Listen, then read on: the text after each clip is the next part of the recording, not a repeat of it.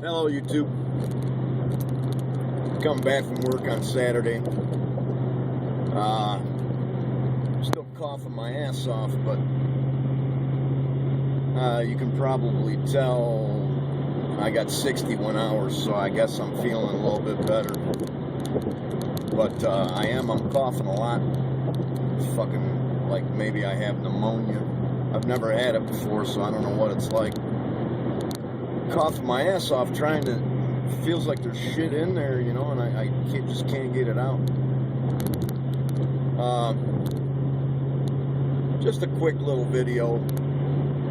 I am not ready for Christmas. I got fucking shopping for everybody to still do. I hate Christmas. It's stupid.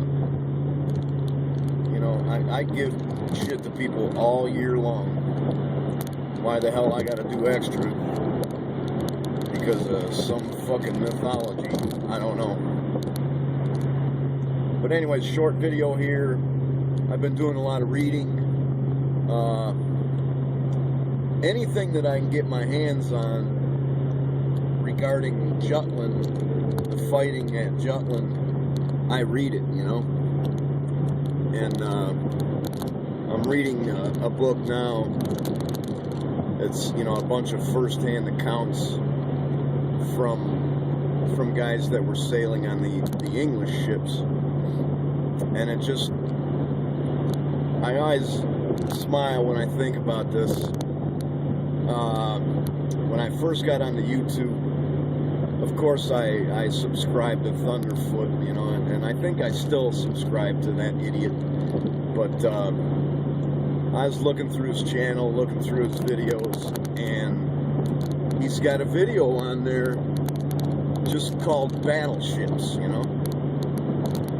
And he's a jingoist motherfucker, you know, so everything in his battleship video was all about English ships.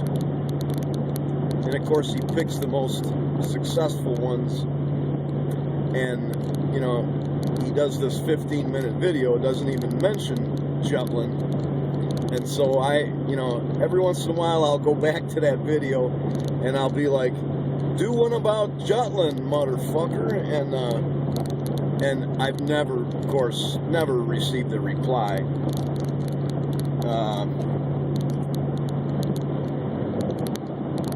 I've got replies from other people, and they're, you know, they're here 100 years later. It's almost 100 years later.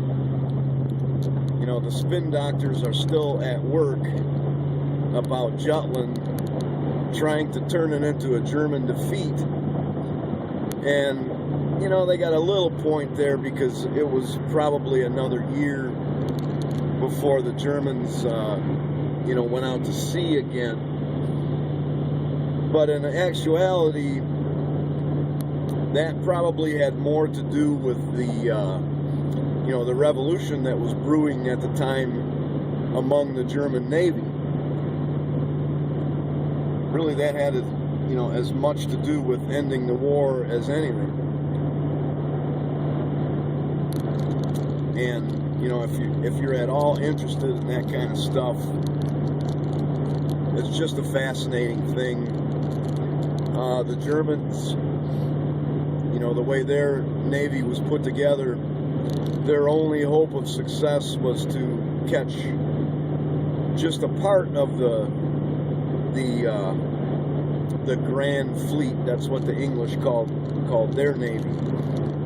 The Germans called theirs the High Seas Fleet.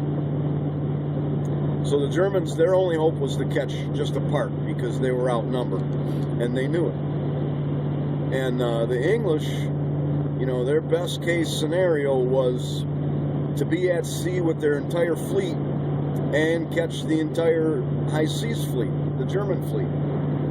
And that's what the English did. They caught every fucking boat the Germans had. And I forget what it was. It was like 250 to 160 or something like that.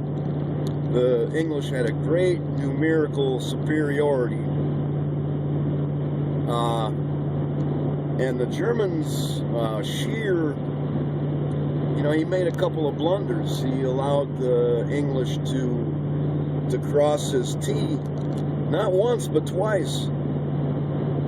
And, you know, if it wasn't for the way the Germans built their ships, and not just their ships, but their guns and their shells, you know, right down to everything, they built it better than anybody else. And that allowed the Germans to make tactical mistakes and still sink. I don't know what it was. It was like they sunk 5 English ships for every one they lost. And the English had got between them and their home port, and that was supposed to be annihilation time for the German fleet, but it wasn't. They ended up cutting through the English and sinking a few more of their boats while they were cutting through.